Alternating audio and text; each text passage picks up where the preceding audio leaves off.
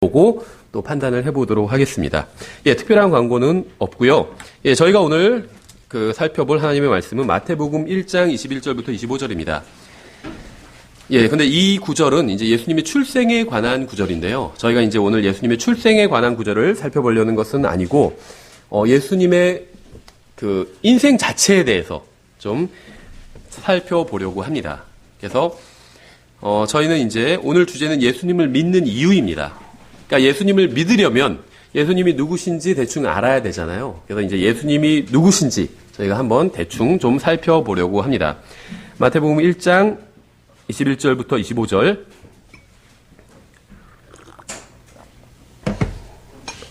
마태복음 1장 21절부터 25절. 예, 찾으셨으면 제가 받들어 읽겠습니다. 1장 21절. 그녀가 아들을 낳으리니 너는 그의 이름을 예수라 하라. 이는 그가 자기 백성을 그들의 죄들에서 구원할 것이기 때문이라 하니라. 이제 이 모든 일이 일어난 것은 주에 관하여 대언자를 통해 말씀하신 것을 성취하려 하심이라. 이르시되 보라 처녀가 아이를 베어 아들을 낳을 것이요 그들이 그의 이름을 임마누엘이라 하리라 하셨으니 이것을 번역하면 우리와 함께 계시는 하나님이라는 뜻이라. 이에 요셉이 잠에서 깨어 일어나 주의 천사가 자기에게 지시한 대로 행하여 자기 아내를 취하고 그녀가 그녀의 맏아들을 낳을 때까지 그녀를 알지 아니하다가 나음에 그의 이름을 예수라 하니라. 아멘. 잠깐 기도하겠습니다.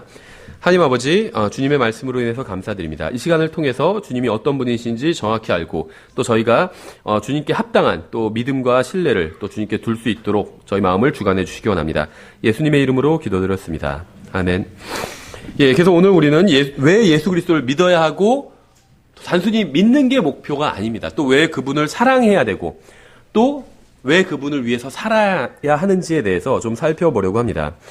예수님께서는 이 세상에 살았던 모든 사람들이나 또 살고 있는 모든 사람들이나 앞으로 살게 될 모든 사람들과는 완전히 다른 분입니다.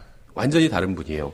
첫 번째 우리가 예수님을 믿어야 되는 이유는 예수님의 출생이 굉장히 놀라운 방식으로 이루어졌기 때문입니다. 예수님의 출생은 이 세상에 살았던 모든 사람들이나 현재 살고 있는 모든 사람들이나 앞으로 살게 될 모든 사람들의 출생과는 완전히 다른 종류의 출생이었어요. 예수 그리스도께서는 하나님의 성령을 통해서 남자를 전혀 알지 못하던 처녀의 태에 잉태되셨습니다. 예수님에게는 인간 아버지가 없었다는 거예요. 왜냐하면 예수님은 일반적인 방식으로 잉태되지 않았기 때문에. 그래서 예수님께는 죄의 본성이 없었습니다. 예수님은 아담이나 셋이나 아벨이나 노아나 아브라함의 피를 물려받지 않으셨어요. 예수님은 하나님의 독생자로 이 세상에 오셨습니다. 그래서 예수님의 아버지는 전능하신 하나님이었어요. 이러한 점이 바로 이 세상의 모든 사람들과 예수님을 구분해 줍니다. 그렇죠? 성경은 동사에서 아담과 이브가 죄를 지었고 타락했고 부패하게 되었다고 말씀하고 있습니다. 그래서 로마서 5장에선 죄의 본성과 부패와 타락이 모든 아담의 자손들에게 전가되었다고 말씀하고 있어요. 이건 가정이겠지만 만약에 이브만 죄를 짓고 아담이 죄를 짓지 않았다면 그 자손들은 그 죄의 본성을 가지고 태어나지 않았을 겁니다. 왜냐하면 물론 이브도 죄를 졌어요. 그렇지만 죄의 본성은 아담을 통해서 물려받게 되거든요. 그래서 예수님께서는 아버지 없이 인간 어머니를 통해서 이 세상에 오셨잖아요. 죄는 물려받지 않으셨어요. 왜냐하면 죄의 본성은 어머니를 통해서 물려받은 것은 아니기 때문에. 그렇죠. 죄의 본성은 아버지를 통해서 물려받게 된다는 거예요. 그러니까 그런 점에 있어서 보면 그 성을 우리가 그 이름, 성을 아버지 성을 따르는 게 맞는 것 같아요. 아버지를 물려받은 것이기 때문에. 이제 그 페미니즘 같은 거 하는 분들은 성을 2개 쓰는 분들도 있잖아요. 김이우진 이런 식으로 엄마 성, 아빠 성 이렇게 쓰는데 사실 엄마 성, 아빠 성이 아니라 더 위로 올라가면 할아버지 성이죠. 그것도 다. 남자 성이에요. 할아버지 성이에요. 그렇죠. 어쨌든지 간에 아담을 통해서 죄의 본성을 다 물려받게 됩니다. 아버지를 통해서 죄의 본성을 물려받게 된다는 거예요. 그렇죠. 근데 예수님은 인간 아버지가 없었다는 겁니다. 그래서 죄의 본성이 예수님 안에는 전혀 없었습니다. 모세가 얼마나 훌륭한 사람이었는지 모르지만 확실한 것은 그에게도 죄악된 본성이 있었다는 거예요. 그래서 평소에는 아주 훌륭하게, 아주 성경에 의하면 모세가 세상에서 가장 온유한 사람이라고 평가하고 있잖아요. 근데 그런데도 불구하고 어떤 환경과 기회가 주어지면 어떤 그 타락한 본성이 튀어나온다는 거죠. 그래서 반석에게 말하라고 하나님께서 말씀하셨는데 반석을 후려쳤죠. 화가 나서 후려친 겁니다. 그리고 그것으로 인해서 결국 가나안에 들어가지 못했잖아요. 물론 이제 거기에는 특별한 이유가 있습니다. 왜냐면 반석이 예수 그리스도를 상징하는데 예수님을 쳤어요. 말하면 되는 것인데 쳤기 때문에 어떤 예수님의 상징에 이제 위배되는 것을 했기 때문에 그 전에 한번 반석을 친 적이 있거든요. 그럼 반석을 2번 치면 안 돼요. 예수님께서 한 번 고난을 받으시는 거기 때문에. 근데 그 모형을 깨버렸기 때문에 이제 하나님께서는 가나안에 들어가는 걸 허락해 주지 않으신 건데 어쨌든지 간에 이제 모세도 훌륭한 사람이었지만 아담의 본성을 가지고 있었다는 겁니다. 석가모니, 모하메드, 공자 훌륭한 사람이었죠. 물론 전 모하메드는 잘 모르겠어요. 근데 확실한 건 석가모니나 공자나 이런 사람들은 훌륭한 사람들이었어요. 기독교인 중에는 이제 이런 사람들을 무시하는 사람들이 있는데 훌륭한 사람들이었어요. 훌륭한. 다만 신적인 존재는 아니었죠. 인간 중에선 훌륭한 사람이었지만 본성에 있어선 죄악된 본성을 그대로 가지고 있었다는 거예요. 석가모니나 공자나 이런 사람들이 사람들 중에서는 훌륭했지만 본성은 죄악된 아담의 자손이기 때문에 죄악된 본성을 그대로 가지고 있었다는 겁니다. 그렇죠. 왜냐하면 그 아버지로부터 물려받았기 때문에 이 사람들도 그대로. 그래서 죄를 가지고 태어났고 죄를 가지고 살다가 죄 가운데 죽었어요. 석가모니나 공자가 다 저보다는 훌륭했겠죠. 보통 사람들보다는 훌륭했겠지만 여전히 죄 중에 죽었다는 겁니다. 그런데 예수 그리스도께서는 아담의 자손이 아니었고 인간 아버지도 없었습니다. 예수님은 전능하신 하나님의 아들로 태어났어요. 그분은 처녀의 태를 통해서 출생하신 하나님의 아들이었습니다. 근데 이제 주의할 게 하나님의 아들이라고 하니까 우리가 볼 땐 아버지보다 아들이 더 낫잖아요. 그렇죠? 그래서 아들은 우리가 이제 오후 성격 공부 시간에도 공부를 할 텐데 아들은 아버지께 순종해야 됩니다. 자녀는 부모님께 순종해야 돼요. 자녀는 부모님보다 더 낫기 때문에. 그렇죠? 근데 이제 성경에서 하나님의 아들이라고 할 땐 이거는 단순히 어떤 지위가 아버지보다 더 낫다 이런 개념으로 쓰인 것은 아닙니다. 이거는 동격의 개념으로 쓰였어요. 하나님의 아들이란 건 종류가 같다는 겁니다. 본질에 있어서 하나님이라는 거예요. 말이 좀 이상할지 몰라도 말의 아들은 말이잖아요. 그렇죠. 아들이라고 부르진 않지만 소의 아들도 소입니다. 본질이 같아요. 그렇죠. 이 본질이 같다는 거예요. 하나님의 아들은 하나님의, 인간의 아들은 인간입니다. 그래서 예수님께서 자기를 인간의 아들이라고 부르고 계시는 장면이 나오죠. 복음서에 많이 나오죠. 예수님께서 자신을 지칭할 땐 인간의 아들이라는 표현을 쓰셨거든요. 개혁성경에서 이제 그걸 인자라고 했는데 우리 성경에서 풀어놨죠. 인간의 아들. 똑같은 말이에요. 어떤 분은 인자는 괜찮은데 인간의 아들은 좀 이상하다 이런 분도 봤어요. 실제로. 근데 똑같은 말이에요. 인자나 인간의 아들이나. 인간의 아들인데 왜 그렇게 쓰셨냐면 근데 예수님은 놀랍게도 인간의 아들은 아니셨죠. 그렇잖아요. 요셉의 아들이 아니셨잖아요. son of man이니까 이제 남자의 아들이 아니셨잖아요. 물론 이제 여자도 인간이니까 여자의 아들이라는 측면에서는 인간의 아들이 많지만 son of man이니까 남자의 아들은 아니셨잖아요. 그럼 왜 예수님께서 그 표현을 쓰셨냐면 제가 말씀드린 것처럼 말의 아들은 말인 것처럼 인간의 아들은 인간이라는 거예요. 그래서 예수님께서 인간이 되셨다는 겁니다. 인간이. 그래서 인간의 아들이라는 표현을 쓰신 거예요. 예수님은 인간의 아들이시면서 동시에 하나님의 아들이셨죠. 하나님의 어떤 본질을 가지고 계시다는 겁니다. 그렇죠. 그래서 예수님께서는 아버지께 기도할 때 굉장히 공손하게 기도하셨죠. 반대도 마찬가지예요. 히브리서를 보면 아버지께서 아들에 대해서 말씀하실 때 오 하나님이시여 이렇게 불러요. 우리는 아버지께 자녀가 공손해야 되죠. 그렇죠. 그런데 예수님께서 하나님 아버지를 대하실 때 공손하게 대하셨는데 반대로 하나님 아버지께서 예수님을 대하실 때도 공손하게 대하셨다는 거예요. 왜냐하면 위치가 똑같기 때문이에요. 그럼 왜 굳이 아들로라고 표현했냐? 본질이 같기 때문에 아들이라고 표현한 것이고 또 역할이 아들의 역할이기 때문이에요. 아버지가 아들을 심부름 보내지 아들이 아버지를 심부름 보내지는 않잖아요. 그렇죠?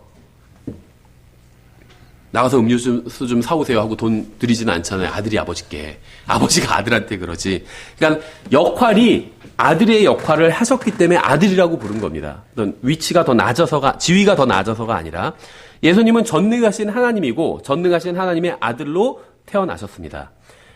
처녀의 태를 통해서 오셨고 그래서 사람의 아들이 되어주셨어요. 그렇지만 이 세상에 있는 모든 사람들의 출생과는 완전히 다른 방식으로 출생을 하셨습니다.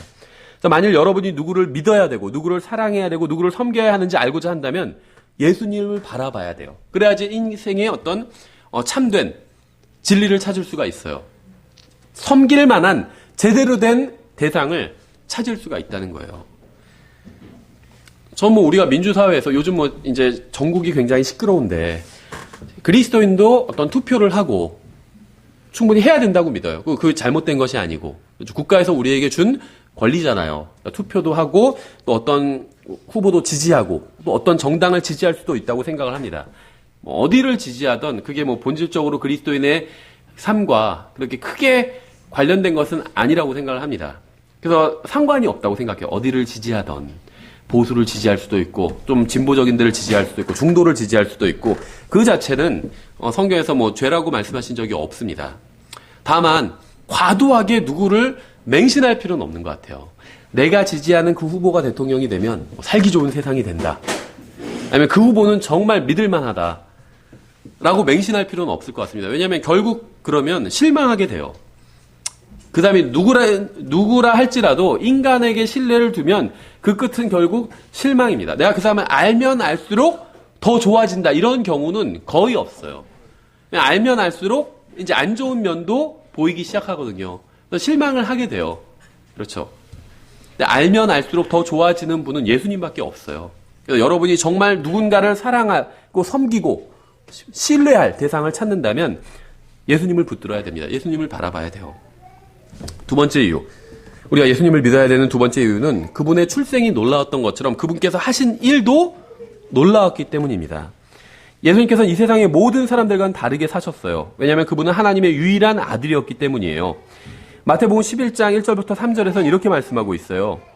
예수님께서 자기의 12제자에게 명령하기를 마치시고 그들의 도시들에서 가르치시며 선포하시려고 거기를 떠나시니라. 이제 요한이 감옥에서 그리스도께서 행하신 일들을 듣고 자기 제자들 중에 두 사람을 보내어 그분께 이르되 선생님이 오실 그분이 오니까 아니면 우리가 다른 분을 기다리오리이까 하니 요한이 한 질문은 굉장히 좋은 질문이었습니다. 예수님에 대해서 더 알기 위해서 질문을 했잖아요. 이건 굉장히 좋은 질문이에요. 여러분도 이런 질문을 해야 돼요. 예수님은 어떤 분이시고 우리가 어떻게 믿어야 되고 이런 질문을 해야 돼요. 계속해서 보시면 예수님께서 그들에게 대답하여 이르시되 가서 너희가 듣고 보는 그것들을 요한에게 다시 보이되 눈먼 자들이 시력을 받으며 다리 저는 자들이 걸으며 나병 환자들이 정결하게 되며 귀먹은 자들이 들으며 죽은 자들이 일으켜지며 가난한 자들에게 복음이 선포된다 하라. 누구든지 나로 인하여 실족하지 아니할 자는 복이 있도다 하시니라. 우리가 예수님을 믿고 사랑하고 따르고 인생을 바쳐서 섬겨야 되는 두 번째 이유는 예수님께서 행하신 일들 때문입니다. 이 세상에 어떤 사람도 예수님처럼 행했던 사람은 없었습니다. 예수님께서 눈먼 자를 고치셨어요. 예수님께서 성전에 가셨을 때 종교 지도자들은 예수님에 대해서 화가 난 상태였습니다. 그들은 예수님을 정죄하고 저주하기까지 했어요. 심지어 예수님께서 고쳐주셔서 눈을 뜨게 된 사람까지도 죽이려고 했습니다. 자세한 이야기는 요한복음 9장에 나오죠. 좀 길지만 제가 이해를 위해서 읽어보겠습니다. 9장 24절. 이에 그들이 눈멀었던 그 사람을 다시 불러 그에게 이르되 찬양을 하나님께 드리라. 우리는 이 사람이 죄인인 줄 아노라 하니 그가 응답하여 이르되 그가 죄인인지 아닌지 나는 알지 못하며 한 가지 아는 것은 내가 눈멀었으나 지금은 보는 것이니이다 하매 그때 그들이 다시 그에게 이르되 그가 내게 무엇을 하였느냐 그가 어떻게 내 눈을 열어주었느냐 하니 그가 그들에게 대답하되 내가 이미 그들에게 고하였어도 당신들이 듣지 아니하였고 어찌하여 다시 듣고자 하나이까? 당신들도 그의 제자가 되고자 하나이까? 하매 이에 그들이 그에게 욕하며 이르되 너는 그의 제자이나 우리는 모세의 제자니라. 하나님께서 모세에게 말씀하신 줄을 우리가 알거니와 이자로 말하건대 그가 어디서 왔는지 우리가 알지 못하노라 하니라. 그 사람이 그들에게 응답하여 이르되 당신들은 그가 어디서 왔는지 알지 못하나 그가 내 눈을 열어주었으니 참으로 여기에 이상한 일이 있도다. 하나님께서 죄인들의 말은 듣지 아니하시나 어떤 사람이 하나님께 경배하며 그분의 뜻을 행하면 그분께서 그의 말은 들으시는 줄을 이제 우리가 아나이다. 세상이 시작된 이래로 태어나면서부터 눈먼 사람의 눈을 어떤 사람이 열어주었다 하는 말을 아무도 듣지 못하였나이다. 이 사람이 하나님에게서 오지 아니하였으면 아무 일도 할 수 없었으리이다 하네. 성경을 보면 눈은 멀었던 사람이 눈을 뜨게 된 경우는 없습니다. 그렇죠. 죽었던 사람이 살아나거나 나병 걸렸던 사람이 깨끗하게 된 적은 있어요. 구약 성경에도. 근데 눈 멀었던 사람이 눈을 뜨게 된 경우는 없다는 거죠. 어떤 사람에 대해서 알려면 그가 한 행위를 보면 됩니다. 행위를 보면 돼요. 그렇죠? 말도 중요하지만 말 못지않게 이 행위도 굉장히 중요합니다.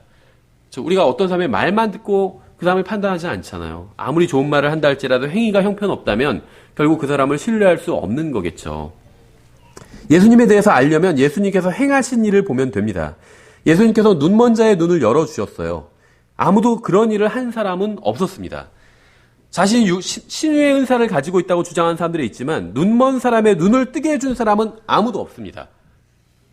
은사주의자들이 자기들이 병을 고칠 수 있다고 주장을 하지만 눈먼 사람의 눈을 뜨게 해준 경우는 없다는 거예요. 그렇죠? 그러니까 지금 병을 고칠 수 있는 사람은 이 세상에 존재하지 않아요. 의사들 빼고. 의사들 중에서 이제 기술이 있어서 병을 고칠 수 있는 사람이 있죠. 그런 경우 빼고 어떤 기적을 행해서 병을 고칠 수 있는 사람은 없습니다. 있다면 굉장히 잔인한 사람이에요. 왜냐하면 지금 제가 병을 고칠 수 있는 기적이 있다면 어떻게 할까요? 병원에 가서 병 고치겠죠. 사람들 다. 그렇잖아요. 쭉 들어가서 그냥 다 일어나라 하면 다 일어날 거 아니에요. 근데 그렇게 하지 않잖아요.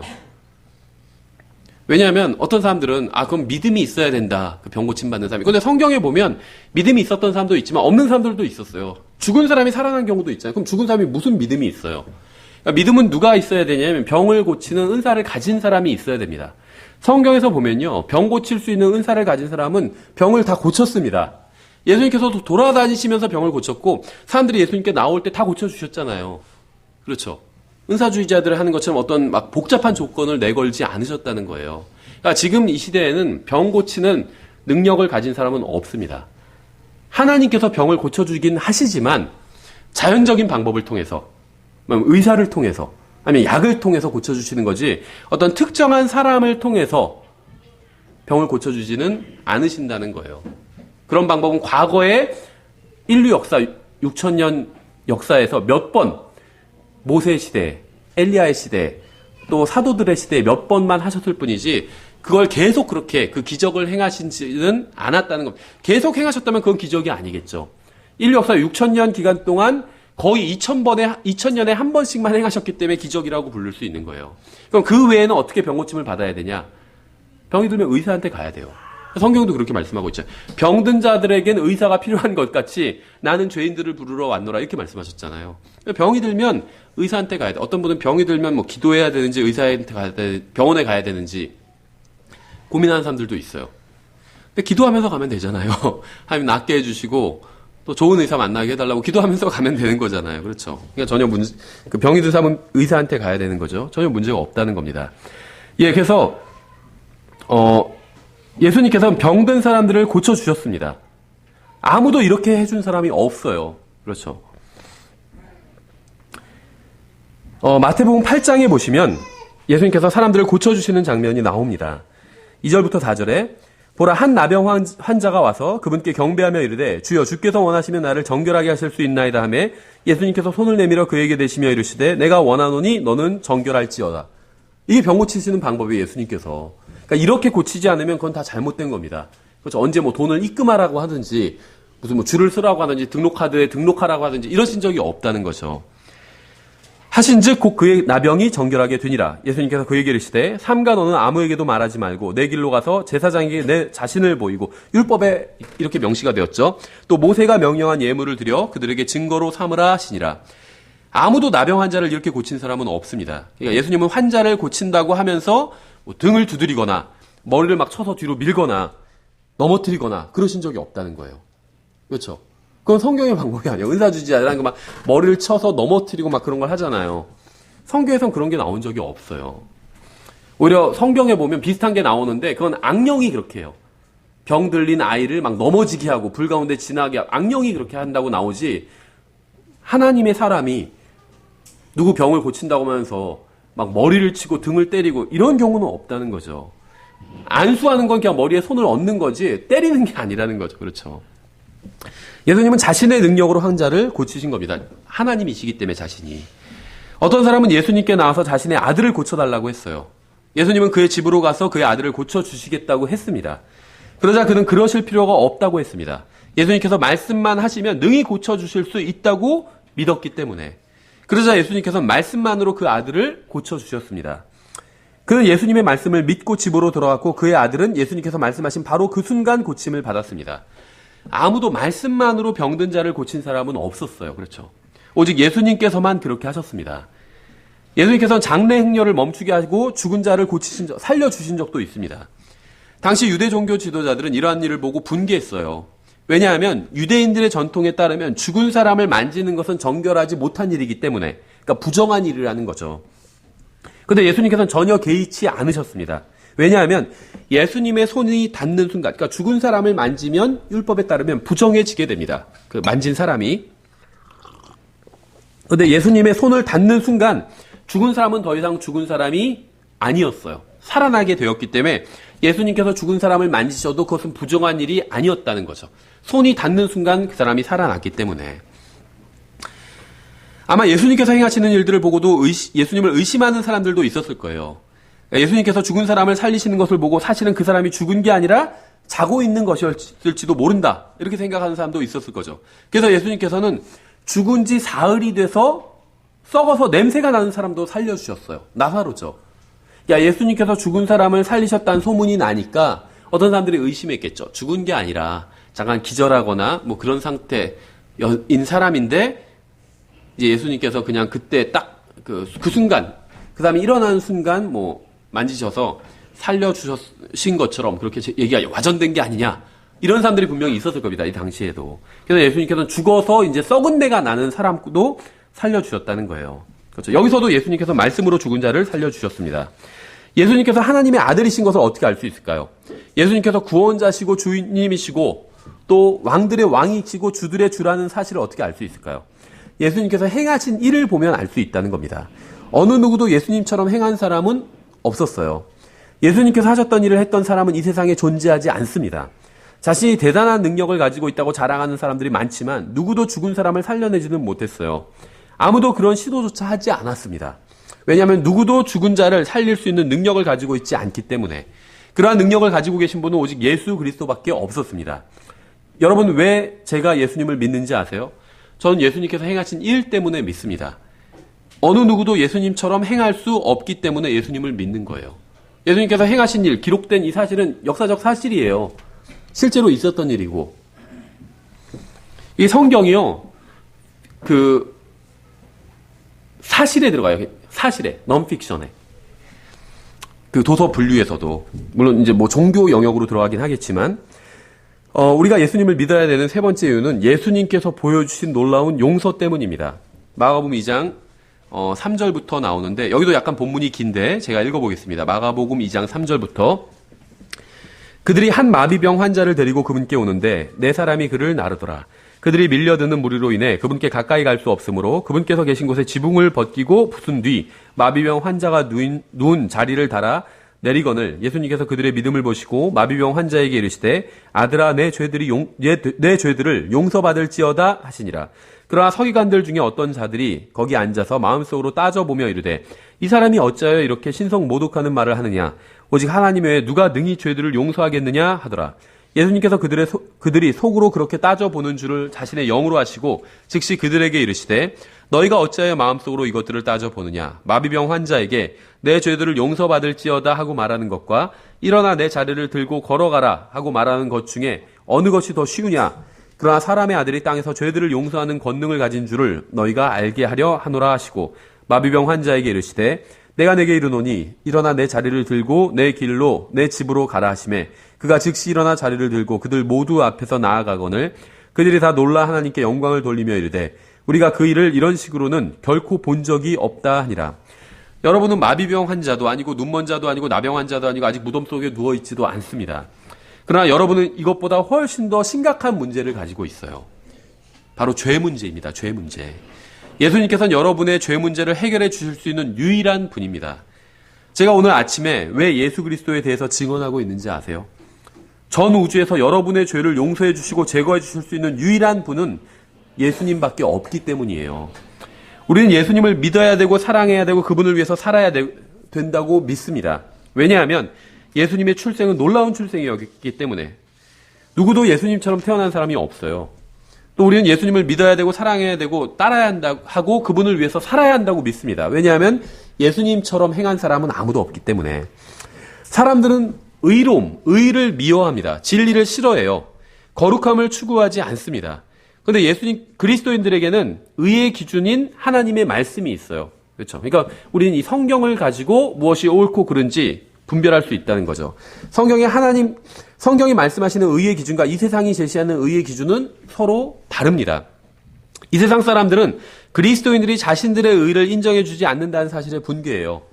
그러니까 왜냐하면 세상에선 그래도 좀 의로워 보이는 사람들도 있잖아요. 근데 우리는 모든 사람이 죄를 지었다는 하나님의 말씀을 믿죠. 그래서 누군가 의로워도 그 사람이 진정으로 하나님 앞에서 의로운 것은 아니다. 이렇게 이야기를 하니까 이제 그러한 사실에 분개하는 사람들이 있다는 겁니다. 하나님의 말씀으로 자신들의 어둠을 비추는 것을 굉장히 불쾌하게 여깁니다. 세상 사람들은 여러분이 그리스도인이라서 미워하는 것이 아니라 여러분이 성경을 믿기 때문에 여러분을 미워하지 않습니다. 사람들이 기독교인들을 싫어하잖아요. 근데 단순히 기독교인이라서 싫어하는 것이 아니라는 거예요. 또 성경을 읽고 믿기 때문에 싫어하는 것도 아니라는 겁니다. 여러분이 우리가 하나님을 믿건 성경을 믿건 교회에 가건 세상 사람들은 전혀 상관하지 않아요. 단지 성경의 진리를 자신들에게 말하지 말라는 겁니다. 그렇죠? 그러니까 사람들은 자신들의 행위가 악하기 때문에 빛보다 어둠을 더 사랑해요. 그러니까 그러한 것들을 지적하지 말라는 거예요. 성경으로. 네가 마음대로 믿는 건 좋지만 내가 상관 안 하지만 내가 잘못되었다고 해서 하나님 앞에서 죄인이라고 그렇게 성경을 가지고 지적하지는 말라는 겁니다. 예수님께서 이 세상에 오셨을 때 제사장들과 서기관들과 바리새인들은 예수님을 증오했습니다. 몹시 미워했어요. 그래서 예수님의 말과 행위를 트집 잡아서 그분을 죽이려고 했습니다. 그래서 예수님의 말과 행위를 유심히 살펴보면서 기회를 노렸어요. 그들은 예수님의 말이나 행위 중 단 하나라도 율법과 어긋나는 게 있는지 살펴봤습니다. 만약 단 하나라도 어긋나는 게 있으면 예수님을 정죄하고 이제 고소하려고 했던 거죠. 종교 법정 사내들이네. 가룟 유다는 3년 반이나 예수님을 따랐지만 예수님에게서 어떤 잘못도 찾지 못했습니다. 종교 지도자들은 심지어 거짓 증인들까지 세웠지만 그것만으로도 예수님을 정죄하지는 못했습니다. 예수님을 정죄하려고 모든 수단을 강구했지만 아무런 소용이 없었어요. 그래서 종교 지도자들은 자신들의 정보원을 총동원해서 예수님을 미행하고 도청했지만 아무런 작은 죄도 찾지 못했습니다. 어느 누구도 예수님처럼 감시받은 사람은 없었을 거예요. 의로웠기 때문에 감시를 받았지만 전혀 상관이 없었다는 거죠. 우리 만약에 누군가 우리를 도청한다면 기분이 나쁘겠죠. 근데 우리가 의롭게 산다면 그것이 사실 그렇게 큰 문제가 되지는 않습니다. 그렇죠? 정부에서 국민들을 도청하고 이러면 잘못된 일이죠. 간혹 가다가 어떤 정부에서 그런 짓을 해서 문제가 되기도 하잖아요. 그런데 우리가 하나님의 말씀대로 산다면 누군가 우리를 도청해도 그것이 우리에게 큰 문제가 되지 않는다는 거죠. 그렇죠. 종교 지도자들은 모든 수단을 동원하고 거짓 증인까지 세웠지만 예수님을 정죄할 수는 없었습니다. 누가복음 23장 4절에 이렇게 말씀하고 있어요. 이에 빌라도가 수제사장들과 사람들에게 이르되 나는 이 사람에게서 아무 잘못도 찾지 못하노라 하매. 그러니까 사실 빌라도는 무죄 판결을 내린 거죠. 다음 절에 13절에 빌라도가 수제사장들과 치리자들과 백성을 함께 불러 그들에게 이르되 너희가 이 사람을 내게로 데려와 백성을 나쁜 길로 이끄는 자라 하였도다. 보라, 내가 너희 앞에서 그를 조사하였을 때 너희가 고소하는 그 일들에 대하여 내가 이 사람에게서 아무 잘못도 찾지 못하였고 내가 너희를 헤롯에게 보내었으나 그 역시 전혀 찾지 못하였도다. 보라, 그는 죽을 일을 하지 아니하였느니라. 그러므로 내가 그를 징계에서 놓아주리라 하니. 여러분은 저의 말과 행위를 본다면 무수한 잘못을 찾아낼 수 있을 겁니다. 그렇죠? 만약 가정이에요. 저는 그런 분이 별로 없다고 생각하지만 만약에 여러분 중에 우리 교회 목사님은 훌륭한 분이야 이렇게 생각하는 분이 있다면 아직 저를 잘 모르는 분인 거예요. 예. 옆에 있는 사람 마찬가지죠. 옆에 있는 사람의 말과 행위를 봐도 무수한 잘못을 찾아낼 수 있을 거예요. 이 세상 누구의 말과 행위를 봐도 수없이 많은 잘못과 죄를 찾아낼 수 있습니다. 그렇죠? 그러니까 청문회에 나오면 막 모든 게 다 까발려지잖아요. 장관 후보자, 뭐 총리 후보자 이런 사람이 오면 이제 청문회를 이제 국회의원들이 청문회를 이제 진행하게 되잖아요. 그럼 뭐 사소한 거라도 다 까발려지게 되죠. 근데 그 중에는 우리도 행하는 그런 잘못들도 있어요. 그렇죠. 뭐 주민등록 주소지 예를 들면 그런 걸 고의로 다른 곳에 한다든지 일반 사람들도 많이 하는 잘못이거든요. 근데 이제 거기서 그런 것들이 다 들통나서 망신을 당하고 이런 경우들이 있죠. 근데 사실은 거의 대부분의 사람들은 거기서 다 망신을 당하게 됩니다. 찾으면 찾을수록 정말 더 존경이 가는 그러한 사람은 없다는 거예요. 근데 예수 그리스도의 말과 행위를 보면 아무런 잘못도 찾아낼 수 없었습니다. 예수님은 이 세상 그 누구도 받지 못한 감시를 받으셨지만 유대 종교 사회 전체가 3년 반 동안 예수님을 감시했어요. 그런데도 잘못을 찾아내지 못했습니다. 그래서 결국 매수해서 거짓 증인을 샀잖아요. 그렇죠. 예수님께서는 또 공개적으로 말씀하셨는데도 예수님의 잘못을 찾지 못했다는 거죠. 여러분은 누군가를 믿고 싶으신가요? 그렇다면 예수님을 믿어야 돼요. 정치 지도자가 여러분이 누군가에게 표를 던지는 건 잘못하는 게 아니지만 그 사람을 정말 신뢰한다면 여러분은 덫에 빠지게 될 겁니다. 누군가를 믿어야 된다면 예수님을 믿어야 돼요. 누군가를 진정으로 사랑하고 싶다면 예수님을 사랑해야 됩니다. 누군가를 따르고 싶다면 예수님을 따라야 돼요. 누군가를 위해서 인생을 바치고 싶다면 예수님께 바쳐야 됩니다. 여러분은 이 세상 어디에서도 예수님 같은 분을 찾지 못할 거예요. 왜냐하면 그런 분은 오직 예수님밖에 없기 때문에. 여러분은 자신의 인생을 들여다보면 죄를 찾을 수 있을 겁니다. 지금 우리가 하는 일 중에서 이게 잘못이다 이렇게 깨닫지 못하는 것들도 있지만 시간이 지나고 나면 반추해 보면 그때 내가 좀 잘못했구나. 내가 그 사람과의 관계에 있어서 그 사람만 잘못했다고 생각했는데 돌아보니까 나도 잘못이 있구나. 이런 경우들이 있잖아요. 그렇죠? 또 여러분의 가족들을 돌아봐도 죄를 지은 것들이 보일 겁니다. 여러분의 친구나 직장 동료의 인생을 봐도 죄를 찾을 수 있을 겁니다. 그런데 예수님을 바라보면 모든 게 달라집니다. 그분에게서는 아무런 죄도 찾을 수가 없습니다. 그분을 바라보면 여러분이 온전히 믿을 만하고 사랑할 만하고 따를 만하고 인생을 바쳐 섬길 만하다는 사실을 알게 될 거예요. 여태까지 예수님에 대해서 성경을 가지고 연구를 하면 할수록 또 예수님과 교제를 나누면 나눌수록 예수님께 실망하게 되었다라고 고백한 사람은 단 한 명도 없어요. 그러니까 사람에 대해서는 더 알면 알아갈수록 실망하게 됩니다. 하지만 그럼에도 불구하고 또 이해해주면서 그냥 계속 또 사귀게 되는 거죠. 받아들여주면서 그래 이 사람이 이런 부분이 실망스럽긴 하지만 나도 그럴 때가 있었는데 하면서 받아들일 수 있는 거죠. 근데 예수님에 대해서 완전히 달라진다는 거예요. 알면 알수록 이런 표현이 좀 모르겠어요. 신성고독적일 수도 있지만 알면 알수록 더 매력을 느끼게 돼요. 예수님에 대해서는.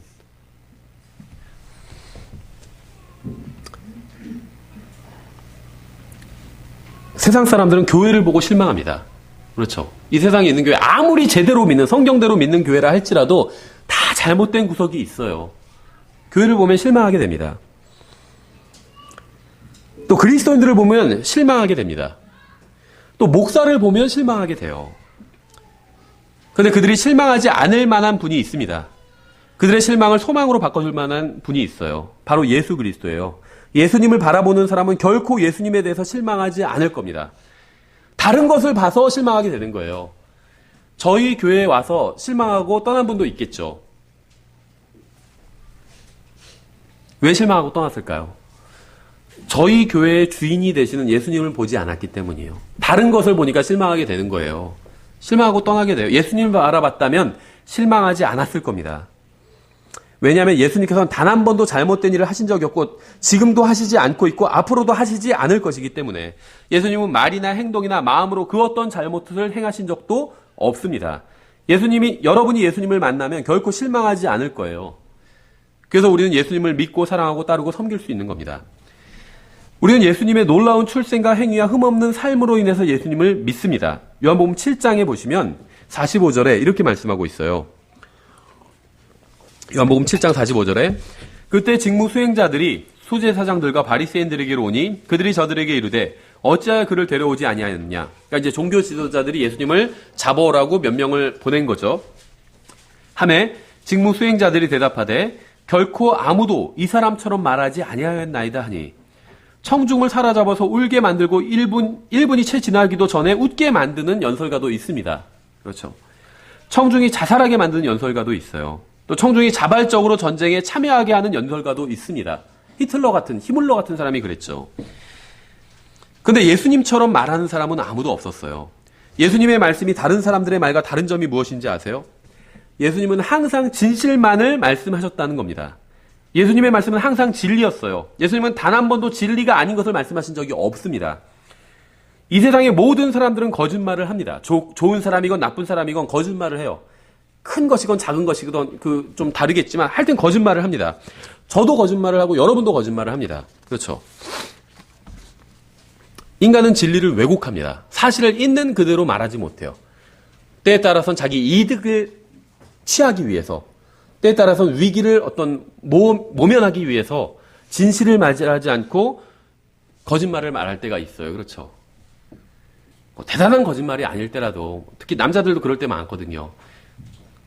예를 들면 미용실에 다녀와서 부인이 나 잘 어울려? 그러면 뭐라고 하겠어요?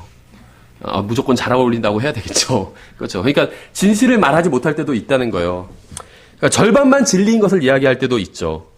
진리를 변질시킵니다. 사람들은 진리에 반대되는 것을 전하기도 합니다. 저도 그렇고 여러분도 그래요. 그렇죠. 우리는 항상 진리말을 말하는 사람들이 아니라는 겁니다. 인간의 입에서는 거짓말이 나옵니다. 좋은 의도를 가졌건 아니면 나쁜 의도를 가졌건 거짓말이 나와요. 그런데 예수님은 단 한 번도 거짓말을 하신 적이 없습니다. 이 세상에 사는 어떤 사람도 예수님처럼 항상 진실만을 말하는 사람은 과거에도 없었고 현재도 없고 앞으로도 없을 겁니다. 예수님의 말씀이 이 세상 사람들의 말과 또 다른 점은 바로 예수님은 항상 아버지 하나님께서 원하시는 말씀만을 하셨다는 거예요. 우리는 그리스도인으로서 복음을 전하고 하나님의 말씀을 전합니다. 그런데 우리가 하는 모든 말이 다 아버지 하나님께서 원하시는 것은 아닙니다. 우리가 하나님의 말씀을 전할 때도 마찬가지예요. 우리가 하는 말이 하나님께서 정확히 원하시는 바로 그 말이 아닌 경우도 많다는 거예요.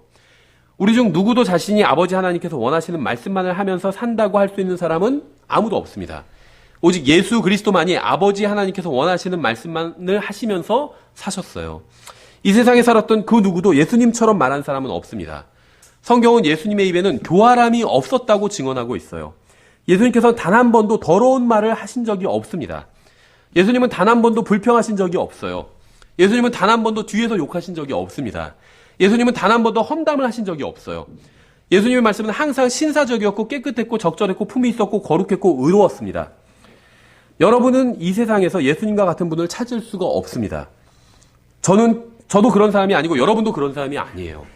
따라서 우리가 믿고 따르고 섬겨야 될 대상은 저도 아니고 여러분 자신도 아닙니다. 우리는 예수님을 믿고 예수님을 따르고 예수님을 섬겨야 돼요.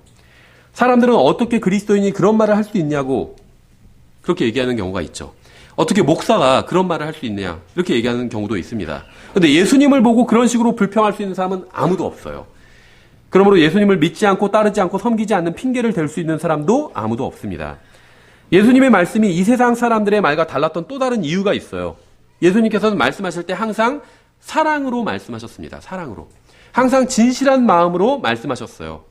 우리가 죄의 실상과 하나님의 심판과 하나님의 사랑을 전하면서 전혀 듣는 사람들에 대해서 사랑 없이 전할 때도 있습니다. 그렇죠. 듣는 사람이 어떻게 될지 그렇게 크게 걱정하지는 않으면서 복음을 전할 때도 있어요. 우리는 진리를 전하면서도 사랑으로 전하지 않을 때도 있습니다. 바른 말을 하기는 하지만 상대방을 진심으로 걱정하면서 하지 않을 때도 있어요.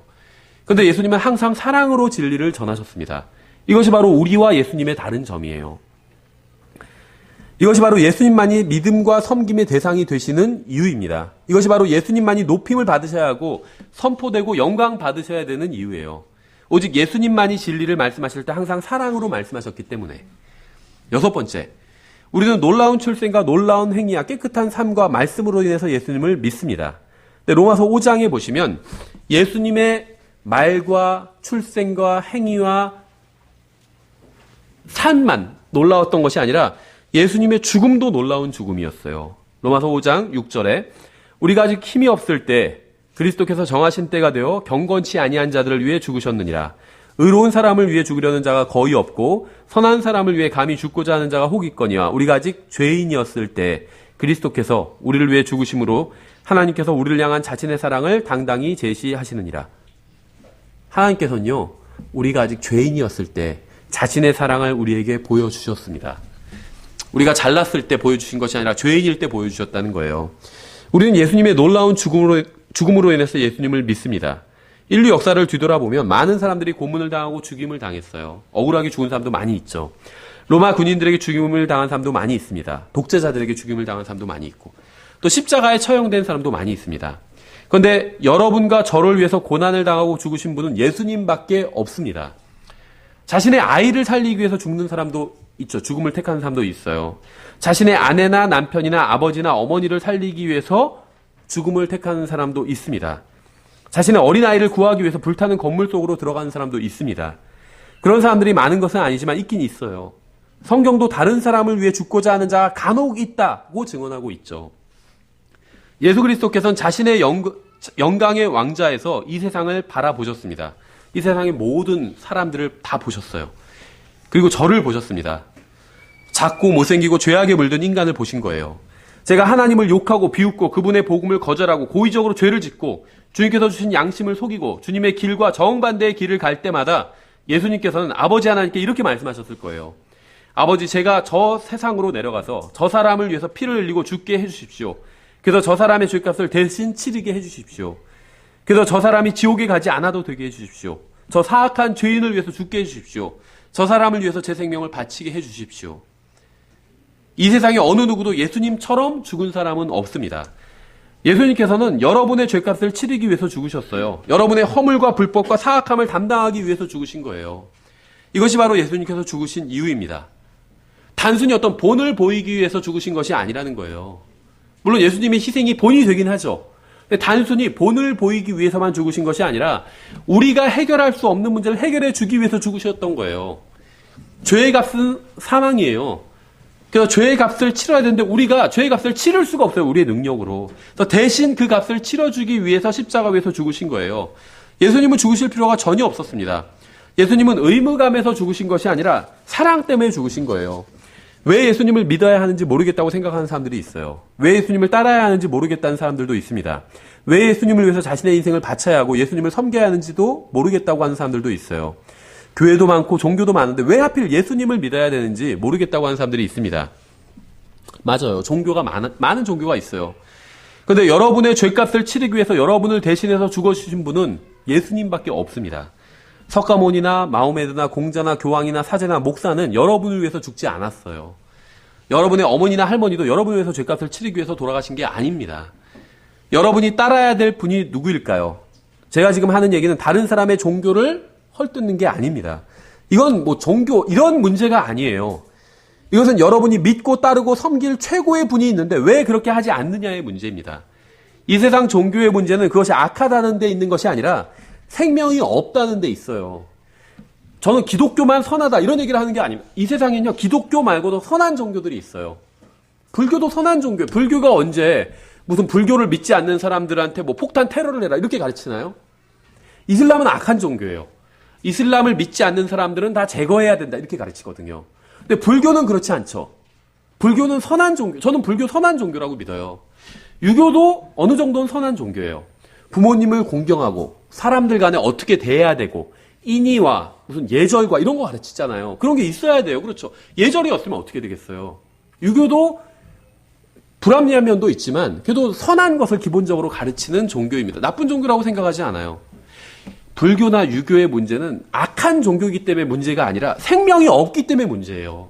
영원한 생명을 줄 수 없기 때문에 문제인 거지 악해서 문제가 아니라는 거죠. 사람들의 문제는 예수 그리스도를 믿으면 영원한 생명을 얻을 수 있는데 그렇게 하지 않는다는 데 있습니다. 이렇게 얘기하면 그냥 뻔한 얘기를 한다 이렇게 생각할 수도 있겠지만 예수님을 믿지 않고 죽은 사람은 죽어서 채 5초가 지나기도 전에 이 사실을 깨닫게 될 거예요. 이건 정말 중요한 문제였구나. 그냥 하는 말이 아니었구나. 여러분의 문제는 무엇인지 아세요? 이미 구원받은 사람들의 문제는 예수님을 믿고 따르고 섬기면 더욱 풍성한 생명을 누릴 수 있는데 그렇게 하지 않는다는 게 문제라는 겁니다. 그러니까 우리가 생각하는 우리의 문제와 하나님께서 생각하시는 우리의 문제가 서로 다르다는 거죠. 그렇죠. 우리가 생각하는 우리의 문제는 뭐죠? 돈이 없다는 거. 아직 내 집을 장만하지 못했다는 거. 뭐 차가 없다는 거. 아니면 좋은 차를 타지 못했다는 거. 그렇죠. 아니면 키가 좀 작다는 거, 아니면 좀 못생겼다는 거. 그렇죠. 뭐 얼굴이 마음에 안 든다는 거, 눈이 좀 작다는 거. 제 얘기는 아니고. 하여튼 이런 게 문제라고 생각하는 경우가 있는데 하나님께서 보실 때 그게 전혀 문제가 아니에요. 하나님께서 저를 보실 땐 좋은 집이나 뭐 좋은 차를 타고 다니지 못한다는 게 문제가 아니라는 거예요. 돈이 많지 않다는 게 문제가 아니라는 겁니다. 눈이 작다는 게 문제가 아니라는 거예요. 주님을 온전히 신뢰하면서 살지 못한다는 게 문제라는 거예요. 이게 여러분의 문제고 저의 문제라는 겁니다. 여러분이 이 세상에서 풍성한 생명을 누릴 수 있는 길은 오직 하나밖에 없습니다. 여러분은 예수님을 제외한 그 무엇을 믿고 따르고 섬겨도 결코 풍성한 생명을 누릴 수 없을 겁니다. 왜냐하면 오직 예수님 안에만 참되고 풍성한 생명이 있기 때문에 예수님을 선택하지 않는 사람은 자신의 혼을 배반하는 것이고 스스로를 속이는 거예요. 나중에 죽어서 그 사실을 깨닫게 될 겁니다. 지옥에서 눈을 떠도 그 사실을 깨닫게 될 것이고 하늘나라에서 눈을 떠도 그 사실을 깨닫게 될 거예요. 7번째, 계시록 1장 17절부터 18절에 보시면 예수님의 부활에 대해서 말씀하고 있어요. 계시록 1장 17절에 내가 그분을 볼 때 죽은 자같이 그분의 발 앞에 쓰러지니 그분께서 오른손을 내 위에 얹으시며 내게 이르시되 두려워하지 말라. 나는 처음이요 마지막이니 나는 살아있는 자라. 전에 죽었으나 보라 내가 영원 무궁토록 살아있노라. 아멘. 또한 내가 지옥과 사망의 열쇠들을 가지고 있노라. 우리는 예수님께서 우리를 위해서 죽으신 유일한 분이기 때문에 예수님을 믿습니다. 그런데 그뿐만이 아니에요. 예수님께서는 죽으셨을 뿐만 아니라 다시 살아나셨습니다. 예수님께서는 죽음으로 자신의 사역을 마치신 게 아닙니다. 예수님의 사역은 지금도 계속되고 있어요. 예수님께서는 부활하심으로 다시 새로운 사역을 시작하셨습니다. 석가모니는 묻고 나서 3일이 밤낮이 지난 후에 석가모니를 땅속에 죽었을 때 묻었을 거 아니에요. 그리고 3일 밤낮이 지난 후에 어떤 일이 일어났는지 아세요? 아무런 일도 일어나지 않았어요. 모하메드를 묻고 나서 3일 밤낮이 지난 후에 어떤 일이 일어났는지 아세요? 아무런 일도 일어나지 않았습니다. 저희 할아버지를 묻고 나서 3일 밤낮이 지난 후에 어떤 일이 일어났는지 아세요? 아무런 일도 일어나지 않았습니다. 근데 예수 그리스도를 묻고 3일 밤낮이 지난 후에 어떤 일이 일어났는지 아세요? 예수님께서 다시 살아나셨어요. 여러분 언젠가 죽을 겁니다. 그렇죠? 이것보다 더 확실한 사실은 없죠. 다 죽을 거예요. 죽음을 가장 잘 대비하는 방법이 무엇인지 아세요? 죽음을 이기고 부활하신 분을 만나는 거예요. 죽음이 붙잡아둘 수 없었던 분을 만나는 겁니다. 예수님께서 부활하신 아침에 사람들이 무덤에 찾아왔을 때 무덤에서 예수님을 만날 수가 없었습니다. 무덤으로 예수님을 찾아온 사람들에게 천사들은 너희가 어찌하여 살아계신 분을 죽은 자들 가운데서 찾느냐? 그분은 여기 계시지 아니하고 일어나셨느니라. 이렇게 말했어요. 여러분이 아는 사람 중에 이런 분이 있나요? 마귀는 사람들이 이분을 믿지 못하게 속이고 있습니다. 마귀에게 속아서 사람들은 이분을 모르고 살아가다가 모르고 죽어가고 있는 거예요. 이건 정말 엄청나게 안타까운 일입니다. 복음을 전하면 사람들은 차라리 자기 자신을 믿겠다고 하는 경우도 있어요. 그렇죠? 자기의 주먹을 믿겠다고 하는 사람도 있고 자기 여자친구 믿겠다고 하는 사람도 있고 임신을 하면 굉장히 아기가 혹시 잘못되지는 않을까 막 불안해하는 경우들이 많이 있거든요. 그래서 저도 이제 자매가 임신했을 때 자매 몸이 안 좋거나 그러면 이제 검색해 보는 경우가 많지는 않지만 가끔 있었어요. 그럼 어떤 글들이 있었냐면 이제 비슷한 이런 증상이 있었던 사람들이 이제 어땠는지 이제 그걸 보기 위해서 검색을 하는 건데 다 하는 말이 아기만 믿고 가세요. 뭐 이런 글이 많이 올라더라고요. 아기만 믿고 가세요. 그렇죠. 그래서 아기를 믿는다는 그런 말도 많이 하는구나. 그걸 그때 깨달았어요. 예, 돈이나 집이나 직장이나 교회를 믿겠다고 하는 사람도 있어요. 그렇죠. 그래서 교회를 자랑하는 사람도 있잖아요. 우리 교회 와봐. 정말 끝내주거든. 막 하면서. 그런데 그러한 것들 중 어느 것도 죽었다가 다시 살아나지 못했습니다. 오직 예수님만 죽었다가 다시 살아나셨어요. 제가 오직 예수님만 믿을 만하고 따를 만하고 섬길 만하다고 말하는 이유는 오직 예수님만이 죽었다가 다시 살아나셨기 때문이에요. 8번째. 우린 예수님의 놀라운 출생과 행위와 인생과 말씀과 죽음과 부활로 인해서 예수님을 믿고 따르고 섬겨야 합니다. 이제 마지막으로 한 가지만 더 살펴보면 우린 예수님의 부활로 인해서 예수님을 믿어야 됩니다. 데살로니가전서 4장 13절에 17절까지 이제 예수님의 부활과 또 우리의 부활이 어떤 관계가 있는지 설명하고 있죠.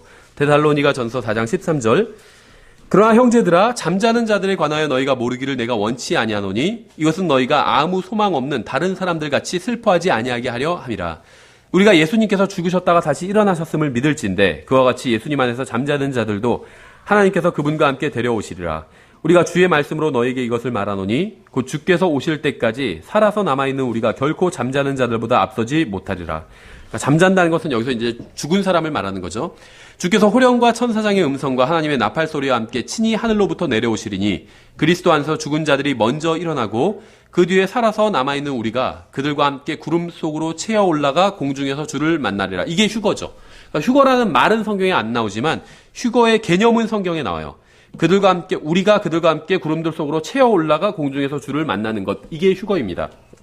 그리하여 우리가 항상 주와 함께 있으리라. 여러분을 하늘로 데려가실 수 있는 유일한 분은 예수님이에요. 저는 하나님께서 성경을 통해서 말씀하신 그대로 모든 일이 일어날 거라고 믿습니다. 그리스도 안에서 죽은 자들이 먼저 일어날 것이고 우리도 그들과 함께 구름들 속으로 채어 올라가 주님을 만나게 될 것이라고 믿어요. 저는 여러분이 무엇을 믿고 있는지 모릅니다. 여러분이 성경을 얼마나 믿고 있는지도 몰라요. 성경을 많이 신뢰하는 분도 있고 예수님을 믿고 구원은 받았지만 그냥 적게 신뢰하는 분도 있어요. 그렇죠. 적게 신뢰한다는 건 뭐냐면 구원에 있어서는 예수님을 믿고 성경을 믿지만 구원 이외에 내 삶에 대해서는 성경을 믿지 않고 그냥 내 마음대로 내 자신을 믿고 사는 사람도 많다는 겁니다. 대부분의 그리스도인들이 사실은 그래요. 제가 바라는 점이 있다면 오늘 모든 예배가 끝나고 집으로 돌아가기 전에 여기 있는 모든 분들이 자신이 사랑하고 믿고 따라야 할 분이 바로 예수님이라는 사실을 알게 되는 거예요. 여기에 인생의 해답이 있어요. 성경에 의하면. 전 예수 그리스도께서 저의 구원자 주님이라는 사실을 알고 있습니다.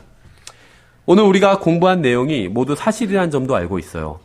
그러한 사실이 성경에 기록되었기 때문에 그런 것만이 아니라 주님께서 제 인생 가운데서 입증해 주셨기 때문이에요. 그러니까 제가 성경을 믿고 제가 오늘 우리가 살펴본 이 8가지 사실을 제가 믿는 이유는 물론 1차적으로 그것이 성경에 기록되어 있기 때문이에요. 근데 단순히 성경에 기록되어 있기 때문에만 믿는 것이 아니라 저의 인생을 통해서 지금까지의 제 인생 여정을 통해서 주님께서 이러한 것들이 모두 사실이라고 저의 입증해 주셨기 때문이에요. 여러분의 인생 가운데서도 이러한 일이 일어나기를 바랍니다. 그래서 단순히 예수님을 머리로만 아는 것이 아니라 마음으로 여러분이 알게 되기를 원해요. 그게 구원이거든요. 복음을 머리로 아는 것, 예수님을 머리로 아는 것은 좋은 일이에요. 저는 그게 나쁘다고 얘기하지 않습니다. 좋은 일이에요. 근데 그것만으로는 구원받을 수는 없습니다. 복음을 머리로 아는 것이 무엇인지 아세요? 예수님께서 십자가 위에서 죽으신 게 세상 모든 사람들의 죄값을 치르기 위해서 죽으셨다. 이렇게 믿는 거예요. 그래서 예수님을 믿으면 구원받을 수 있다. 이렇게 생각하는 게 복음을 머리로만 아는 겁니다. 근데 그렇게만 생각하는 것으로는 결코 구원받을 수가 없어요. 성경 단 한 번도 그렇게 생각하면 구원받는다 이렇게 말씀하신 적이 없습니다. 마음으로 믿어 의에 이른다고 말씀하고 있어요. 그 입으로 시인해서 구원받는다고 말씀하고 있거든요.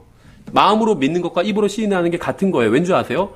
마음에 가득한 게 입으로 나오기 때문에 의에 이르는 것과 구원받는 게 같은 거잖아요. 마음으로 믿는 것과 입으로 시인하는 게 같은 거예요.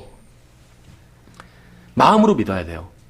예수님께서 십자가 위에서 돌아가신 것이 내 죄 때문이라고 믿어야 돼요. 만약에 이 세상 모든 사람들이 죄인이지만 가정을 해서 만약에 이 세상 모든 사람들이 다 죄인이 아니에요. 유일하게 나 하나만 죄인이에요.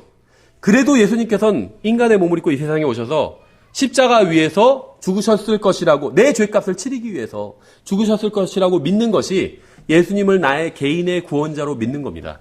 이렇게 믿은 적이 있는 사람만이 구원받을 수 있는 거예요. 아무리 교회를 오래 다니고 심지어 아무리 좋은 교회를 오래 다니고 복음에 대해서 많이 배우고 알고 있다 할지라도 실제로 마음속으로 이렇게 믿어본 적이 없다면 그 사람은 구원받은 것이 아닙니다. 어느 누구도 예수님처럼 출생하지 않았습니다. 어느 누구도 예수님처럼 행하지 못했습니다. 어느 누구도 예수님처럼 말하지 못했어요. 어느 누구도 예수님처럼 죽지 못했습니다. 어느 누구도 예수님께서 부활하신 것처럼 부활하지 못했습니다.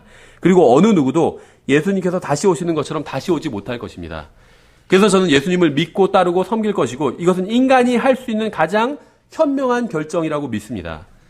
여러분도 가장 현명한 결정을 하시기 바랍니다. 구원받지 못한 분이 있다면 구원 받으셔야 돼요. 근데 구원받은 분들은 구원받은 사실에 만족하지 말고 예수님을 위해서 사시기 바랍니다. 교회를 위해서 단순히 아니면 뭐 내가 더 어떤 큰 목적을 위해서 사는 것이 아니라 예수님을 위해서 사시기 바랍니다. 그것만이 영원히 가치 있는 일로 드러나게 될 거예요.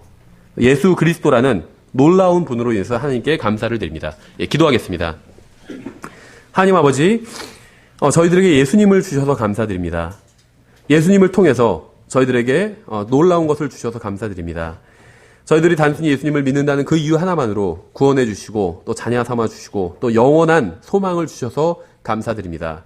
주님, 만약에 이 자리에 또 이 설교를 듣는 사람 가운데 아직 예수님을 모르는 사람이 있다면, 예수님에 대해서 많이 듣기는 했지만 마음속으로 단 한 번도 예수님을 자신의 구원자로 받아들인 사람이 저기 없는 사람이 있다면 지금 이 순간 예수님을 구원자로 받아들일 수 있도록 주님께서 도와주시기 원합니다. 자신의 혼을 속이는 잘못을 저지르지 말고 영원히 후회할 만한 결정을 하지 않고 예수님을 구원자로 받아들이는 결단을 내릴 수 있도록 주님께서 그 사람의 마음속에서 역사해 주시기 원합니다. 감사드리며 예수님의 이름으로 기도드렸습니다. 아멘. 예, 다 같이 자리에서 일어나셔서 찬송가 284장 주님께 찬양 드리고 오전 예배를 마치겠습니다. 284장.